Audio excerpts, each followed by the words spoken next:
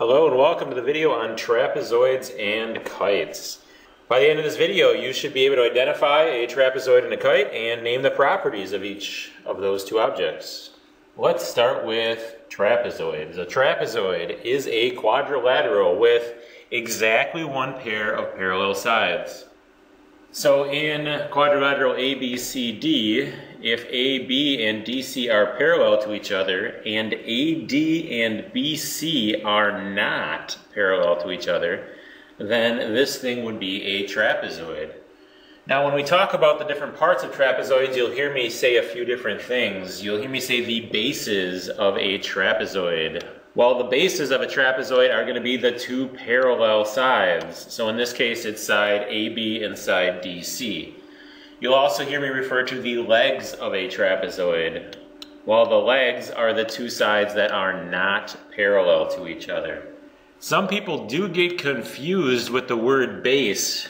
When they see the word base, they think it has to be on the bottom, and that's not the case. In this case, my bases are not the ones on the bottom. Again, the bases are the two parallel sides. So my bases here are XW and YZ. All trapezoids have a mid-segment. A mid-segment of a trapezoid is basically the segment that connects the two midpoints of the legs of the trapezoids. When I do that, I get a segment, in this case XY, which is a mid-segment. If it's a mid-segment, I know that A to X and X to Z are congruent, and B to Y and Y to C are also congruent. Well, there's a property of mid-segments. It says that if you have a mid-segment in a trapezoid, then that mid-segment is parallel to the bases. Well, that means XY here is parallel to AB and to DC, and the measure of it is going to be half the sum of the bases. So what this is saying is that if XY is the midsegment of trapezoid ABCD, that XY is parallel to both AB and DC, and the length of XY is half the sum of the two bases. So I would take the length of AB and the length of DC, I would add them together and then multiply it by a half, or in this case divide by 2. An example of the use of that, if I know that AB is 10 units long and I know DC is 16 units long, well then I know that XY has to be 13, because 10 plus 16 divided by 2 is 26 over 2, or 13. Let's move on and talk about an isosceles trapezoid.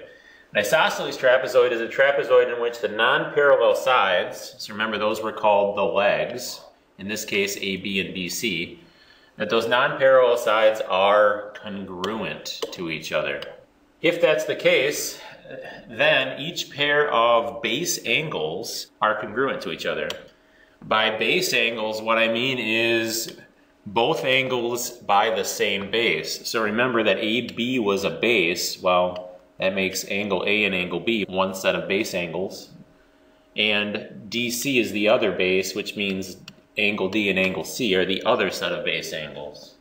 So if a trapezoid is isosceles, then you know that both sets of base angles, in this case angle A and angle B, would be congruent to each other, and angle C and angle D are also congruent. One way to show that something is isosceles, if a trapezoid has one set of base angles that are congruent to each other, then I know it is isosceles. So in our picture above, if I could show that in trapezoid ABCD, that angle A is congruent to angle B, then I know that ABCD is isosceles. And one other property of an isosceles trapezoid, if a trapezoid is isosceles, that only happens when the diagonals are congruent. Now this says if and only if, that means it works both directions here. So if I know that this thing is isosceles, then I know that AC and BD would be congruent to each other. And if I knew I had some trapezoid where the diagonals are congruent, then I knew it would be isosceles.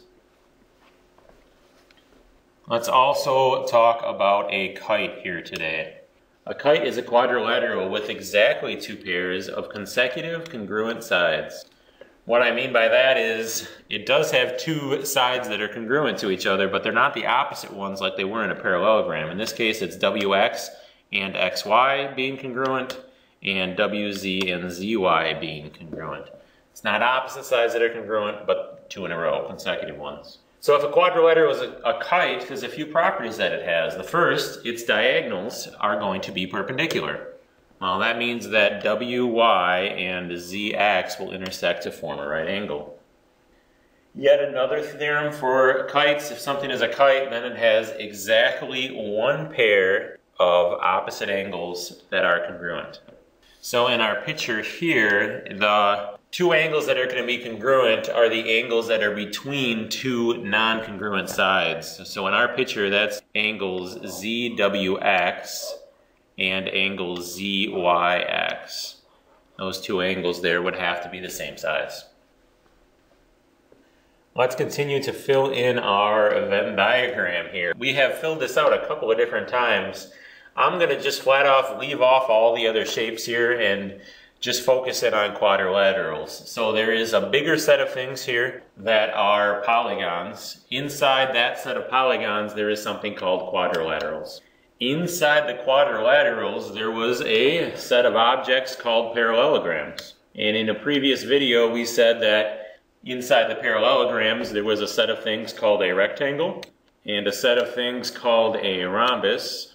And the overlap of the rectangles and the rhombi were squares. Well, we now have two new objects to add to these. The first is a trapezoid. A trapezoid was a quadrilateral. However, a trapezoid does not have two sets of parallel sides like a parallelogram is. It only has one set. So it is something completely different than parallelograms. Now there are some trapezoids which are isosceles. They would be completely inside the trapezoids. And we have one more set of things called kites. Kites, again, do not have opposite sides that are congruent to each other. So a kite is not a parallelogram. A kite also does not have one set of sides that are parallel. So a kite is not a trapezoid. It is its own thing as well. Let's try a few examples. Problem number one, if we want to find x if FC is a midsegment of trapezoid ABDE.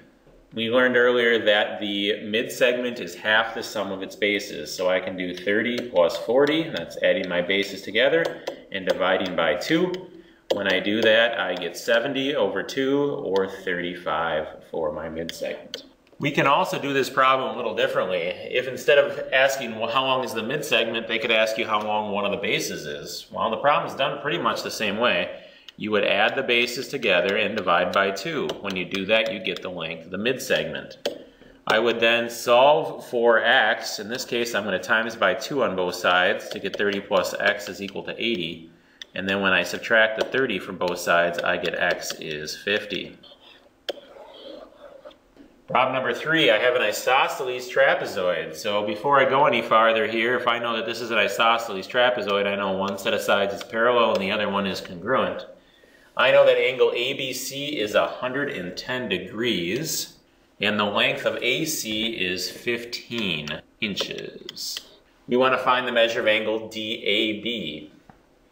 Well, angle DAB is a base angle with angle ABC. And since it's an isosceles trapezoid, those two angles have to be congruent. Problem number 4, find the measure of angle ADC. Well, ADC is this angle down here. Well, if I have two parallel lines cut by a transversal, I knew that this angle up here was 110. Well, that's a consecutive interior angle with the angle down here. So they have to be supplements. That makes angle ADC 70 degrees. And the last one, find the length of BD. Well, the diagonals on a trapezoid have to be congruent. Since we were told this is isosceles and AC is 15, then BD also needs to be 15 inches. Moving on, problem number 6. If ABCD is a kite, find the measure of angle ABC. Well, if this is a kite, it has one set of congruent angles. They're the angles between the non-congruent sides. So angle C here I know is 121 degrees because it's congruent to angle A. So if I have 3 out of 4 angles, I can figure out the 4th angle here by adding these all up and subtracting it from 360. Because if you remember, the angles of a quadrilateral all have to add up to 360 degrees. I get that by doing the n minus 2 times 180 formula. 4 sides would be 4 minus 2 or 2. 2 180s is 360. So add up my 121, and the 73. I get 315 degrees, and 360 minus 315 is 45 degrees. And problem number 7, if EFGH is a kite, we want to find the length of EF. Well, one of the properties of kites is that the diagonals are perpendicular to each other. So I have a right angle. If I have a right angle, I have a right triangle, so Pythagorean theorem is going to work here. If EJ is 6 and HJ is 8, I can figure out EH by using Pythagorean theorem. 6 squared plus 8 squared is equal to your x squared. So that's 36 plus 64, which is 100. So when I square root both sides, x is 10. Well, if side HE is 10, it's marked congruent because a kite has 2 consecutive congruent sides. I know EF out here also needs to be 10. And one last problem. I have 4 ordered pairs. I'm going to try to determine if this thing is a trapezoid, and if it is a trapezoid, whether or not it's isosceles. Let's start by graphing the ordered pairs. Point A is at -3, 2. Point B is at 2, 3. C is at 3, 1. And D is at -1, -2. We want to figure out if this thing's a trapezoid, and if it is a trapezoid, we want to know whether it's isosceles. Well, if I can show one set of sides is parallel and the other side is not, then I know something is a trapezoid. Let's start with the sides that look like they're parallel here. Let's do AD and BC first. To do the slope of AD, I would do a -2 minus 2 over a -1 minus a -3. I get a -4 over 2 or a -2 over 1. If I do the slope of BC, I get 1 minus 3 over 3 minus 2, which is a -2 over 1.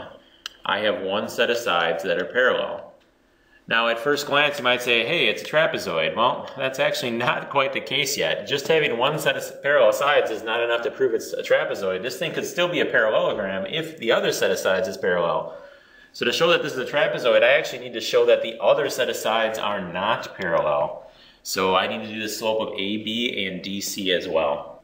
The slope of AB is 3 minus 2 over 2 minus a -3, which is 1 over 5.